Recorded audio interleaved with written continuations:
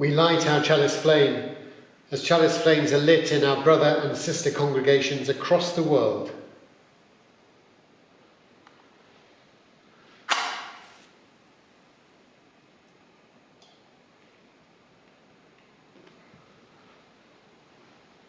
We come together to renew our faith in the holiness, goodness, and beauty of life, to reaffirm the way of the open mind and the full heart, to rekindle the flame of memory and hope, to reclaim the vision of an earth more fair, with all her people one.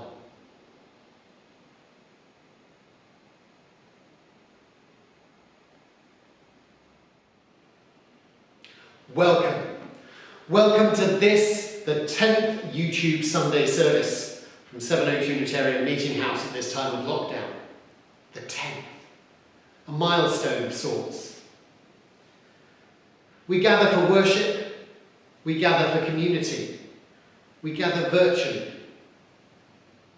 It's a time to reflect, a time to renew. Now, one of the great advantages of modern Unitarian services is that there is no set text. I was reminded this morning in a phone call, someone who used to come here before, when there was a set text, and she wasn't particularly impressed with the way that it ran the same piece all the time. But we have no liturgy now to which we will return each week. The variety of topics that can be chanced upon is broad. Yet I do want to return today to one of our current topics, our recent topics in these services, prayer and connection. By its very nature, prayer requires a return visit, regularly. Now, as Unitarians, friends, associates, we're a religious community. We may follow different paths. We are each of us unique. Yet opportunities of prayer, of contemplation, of connection will be a practice that can benefit all, of whichever theist, agnostic or atheist persuasion you might be. The advantage of the Unitarian approach is that we can welcome all, and we can experience anew, each and every time. So I bid you welcome today. You are all welcome.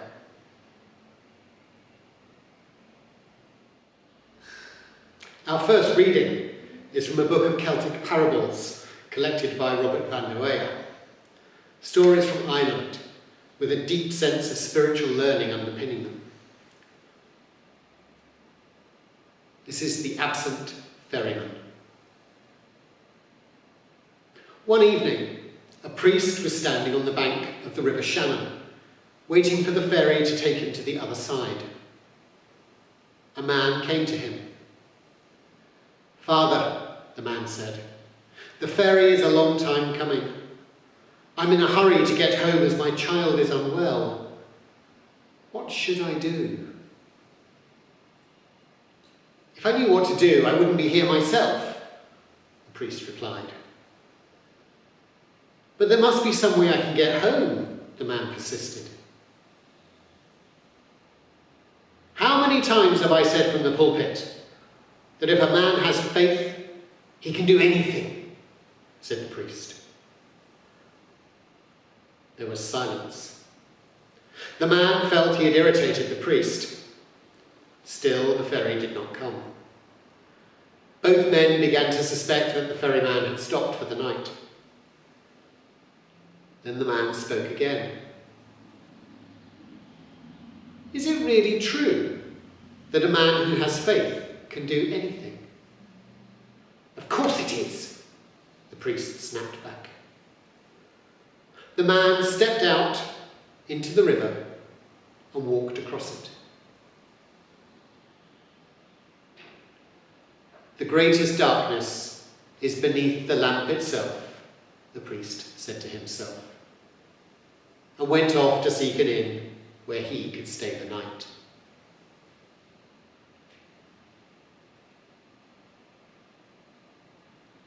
The words of Robert van der Weyer.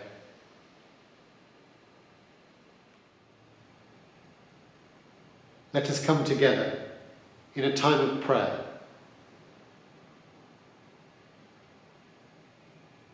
Spirit of life, fill our hearts and cleanse us. Remove the resentments that create walls between us. Remove the jealousies that make us small. Remove the fears and guilts that close us into ourselves. Cleanse us and empty us of these things, so that we may know the force and power and fullness of the love that reconciles us to ourselves, to one another, and to life.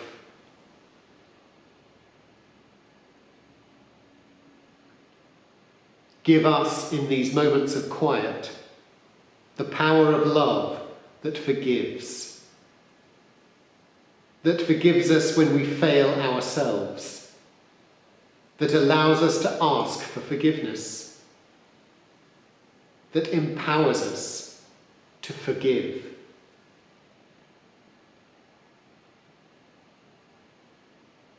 With forgiveness, lift us into new ways of loving. Free us to care for ourselves, to care for our families, to care for our friends, to care for strangers.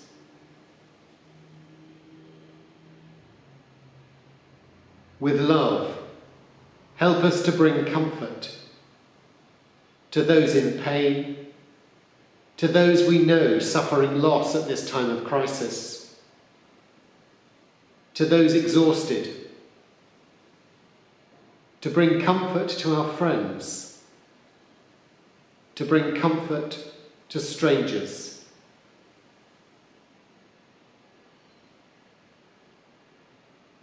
And with that caring and comfort, open us to new ways of giving.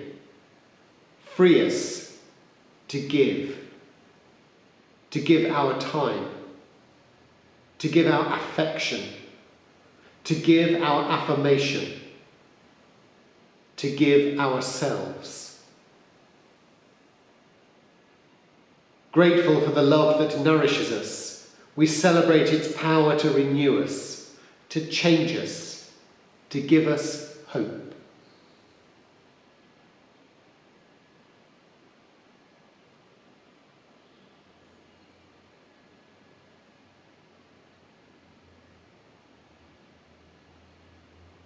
If you wish to, I welcome you to join with me in the words of the last prayer, following the words on your screen.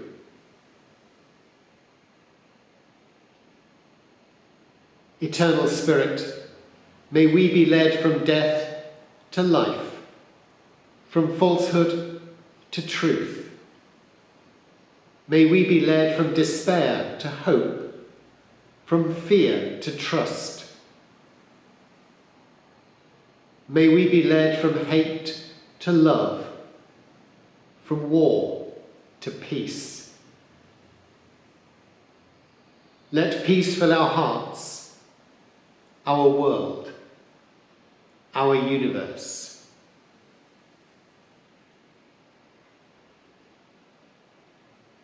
Amen.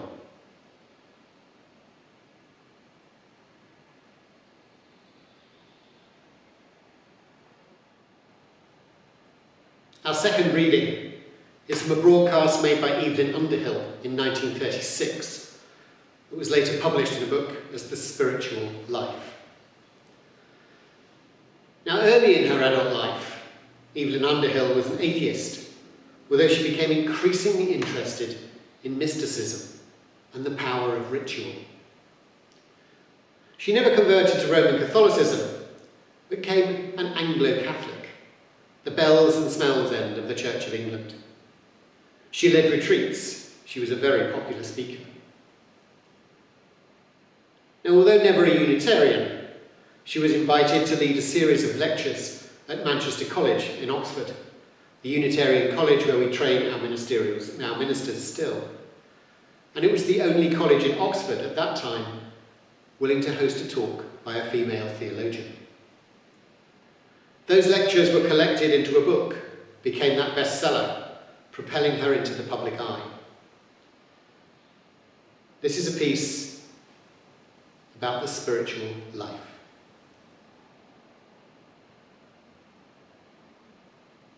The spiritual life is a dangerously ambiguous term.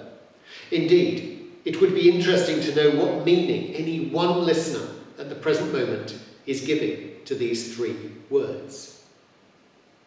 Many, I'm afraid, would really be found to mean the life of my own inside, and a further section to mean something very holy, very difficult, very peculiar, a sort of honours course in personal religion to which they did not intend to aspire.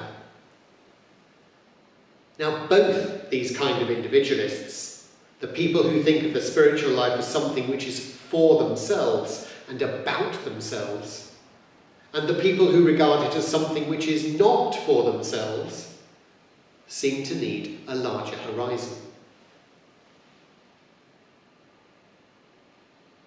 Beneath the surface of life, which generally contents us, there are unsuspected depths, and great spiritual forces which condition and control our small lives. Some people are, or become, sensitive to the pressure of these forces. The rest of us easily ignore the evidence for this whole realm of experience, just because it is hidden and interior. And we are so busy responding to the obvious and the outward things. But no psychology which fails to take account of it can claim to be complete.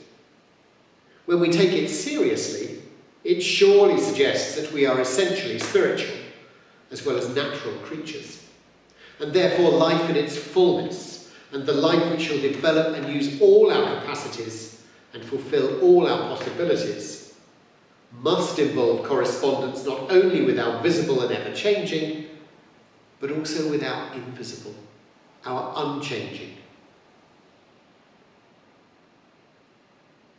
The Spirit of all spirits, the one in whom we live and move and have our being. The significance, the greatness of humanity consists in our ability to do this. The meaning of our life is bound up in the meaning of the universe. We mostly spend our lives conjugating three verbs: to want, to have, to do. Craving, clutching, fussing on the material, the political, the social, the emotional, the intellectual, even the religious. We are kept in perpetual unrest, forgetting that none of these verbs have any ultimate significance, except so far as they are transcended by and included in the fundamental verb to be. And that being, not wanting, having, and doing, is the essence of a spiritual life.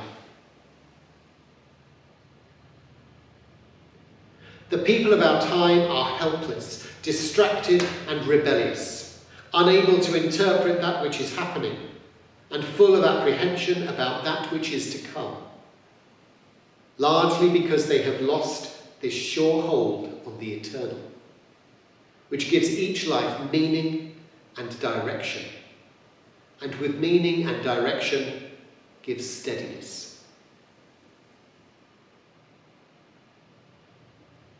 This, of course, is what religion is about.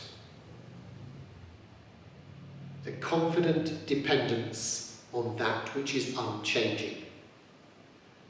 This is the more abundant life.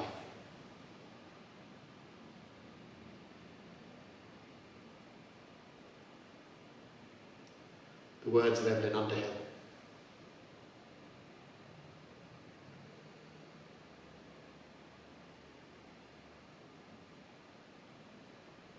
Let us join now in our hymn. For the Unitarian completists amongst you, it's number 58 in the Purple Book. For everyone else, the words will be on the screen. grant us, God, a mind to know you.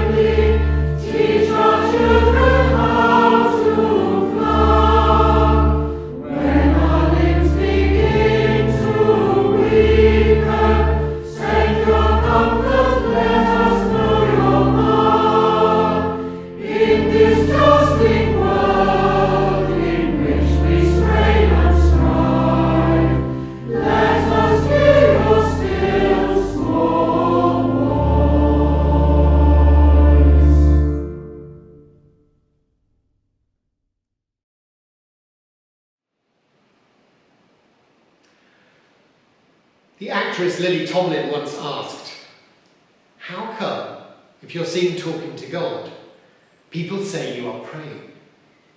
But the moment you say God is talking to you, you're seen as a little strange?" It's a good question. I've talked in recent videos in this time about prayer, about the need to make that connection to the other. Now for some, that other will be God with a capital G, or just a God with a small one, or it's the interconnected web of life, or just being at peace with the material world in which we live, making a connection to the natural. But however you define that otherness to which we might connect, there is often the notion that it might be a one-way process. As Unitarians, as members of a congregation, or as people who can sense a whiff of the spiritual in life, we're encouraged to pray. And yet we can be very uncertain of how we might respond if the other chooses to answer. And yet it's this deeper spiritual connection that many are seeking. 1 in 4 adults have searched for online Sunday worship during lockdown. Millions are searching Google for prayer. In looking to commune with God, or the divine, or the Spirit, or however we define this, we're seeking surely a two-way connector, to welcome in and take nourishment and comfort from the all that is. Now this is, of course, where the tradition of religions the world over will find common ground. A connection to something greater, something of which we have little comprehension or understanding. But here too is where we might see divergence between religions, between denominations of religions even. Now as Unitarians, the ministers perform a very different function to those in some other faiths or denominations. As Unitarians, we generally accept that the connection to the divine, to that greater something, can be achieved by all of us as individuals. A minister is not the necessary conduit with which you might make contact to your God. It's not through me that you make that connection. Neither I nor anyone else can do this for you, or me. Only we ourselves can make the necessary link. We are a priesthood of all believers, and I do not believe you can come to your God through me. I believe you can come to your God directly. More than that, I believe you must come to your God directly. If you need an interpreter, you might not be listening hard enough.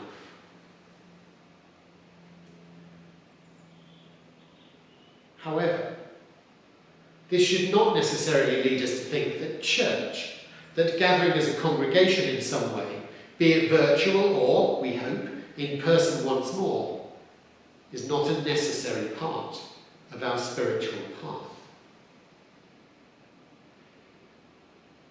But your connection to your spiritual self, your realization and recognition of that inner link that holds us all to one another and to our gods remains. It's very much a matter of individual intuition. Now, as Lily Tomlin says, you start to hear the voice of God and you're labelled strange. But maybe it's not voices in the head. It could be. It hasn't been for me. But perhaps that's another path. But if not voices, then what? I think Evelyn Underhill put it really well in the second reading. In talking about living the spiritual life, she referred to the unsuspected depths and great spiritual forces which condition and control our small lives. An unsuspected depth, perhaps an unexpected connection to a deeper place. That unexpected connection.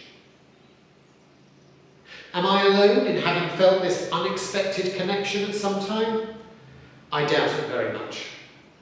Many people, when asked, will admit to having experienced some form of religious moment in their lives, usually referred to as a religious experience, and there are a very wide range of responses and definitions of these moments. We don't necessarily know what it was, but we do know that it was. Now, as a rational Unitarian, I am of course very wary of assigning this connection as a directed touch of God. But my intuition tells me, my conscience tells me, it is a connection to something. To what? I couldn't tell you. But a connection to something deeper, something unexpected and at one with my life, both external and internal. And many people have had such an experience. It's very likely, perhaps, that you have.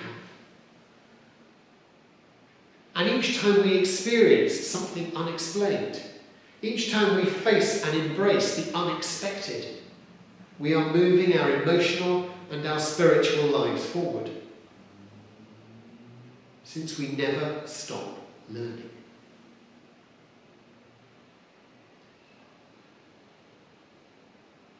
Now, each one of us watching this video is here for a different reason. Yet each of us pressed play to a Sunday service. Yet this is not a Sunday service where I can tell you what you will experience.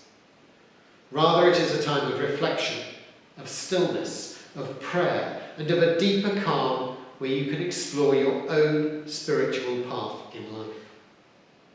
You can embrace the unsuspected depths you might come across. There are no intermediaries here. Your experience is your own. Your prayerful reflection is opening a door to your own soul, opening a door to perception, to experience, to the divine.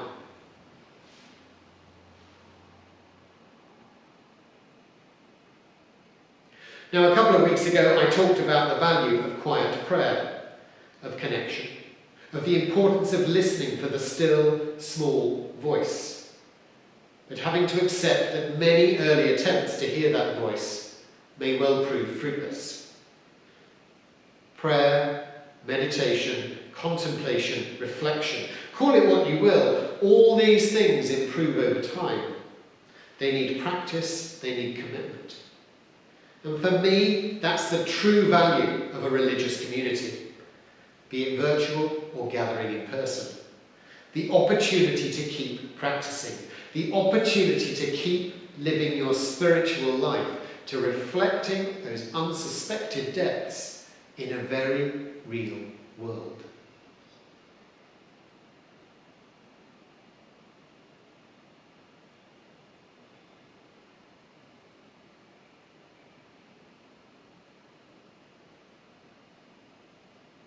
In our first reading, the story of the absent ferryman, there is a sense that religion will help you approach your own problems from a different perspective. The man, not the priest, used some basic guidance from his spiritual learning to solve his own problems. The priest could not solve the problem for him. And the priest himself was far too wrapped up in the spiritual to notice the essential link to the practical. The reminder of the need to live the spiritual life in a practical world. Yet, as Evelyn Underhill suggests in our second reading, perhaps there is no real link between the spiritual and the practical. Perhaps instead the two are inseparable. It is our approach to it that can make the difference. Now, that astonishing paragraph towards the end of that second reading. The people of our time are helpless, distracted, and rebellious, unable to interpret that which is happening and full of apprehension about that which is to come, largely because they have lost this sure hold on the eternal, which gives each life meaning and direction, and with meaning and direction gives steadiness. Now, it was written in the slow build toward war, the 1930s, yet this notion of helpless, distracted, of being unable to interpret that which is happening, it could have been written for the coronavirus right now. Something is driving that hunger. And it's our ability to be able to search for and hold on to the eternal that will feed our spiritual hunger. And this in turn will enhance and deepen our spiritual lives.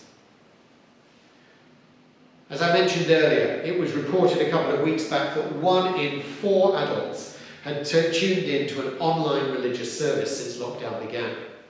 25% of adults. People are searching. People are speaking. People are starting to listen. Speaking with the divine, the all that is not the sign of a crazy person. Prayer is only half of the conversation. We must each listen and experience and learn.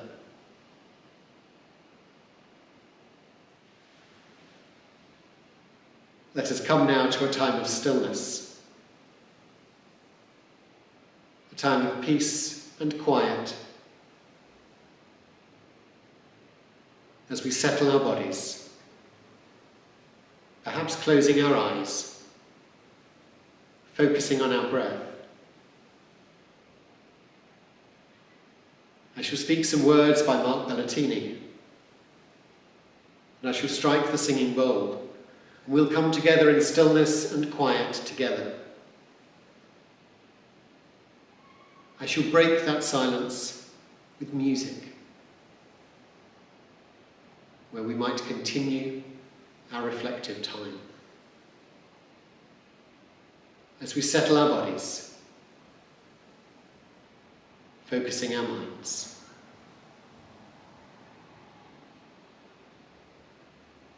When words cease, the breath moves deep and slow, and the inner and the outer are as one for a time. And I wonder in deep, deep silence.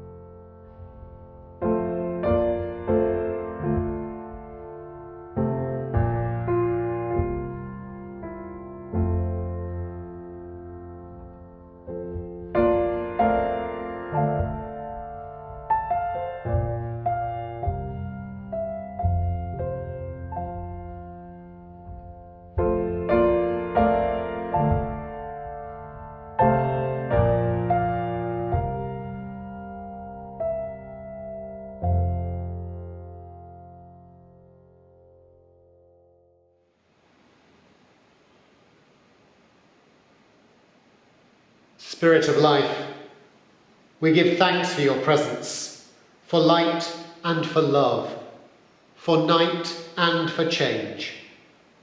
Our worship is over, but our service continues. As we depart this virtual space, may there be peace amongst us all, now and forever.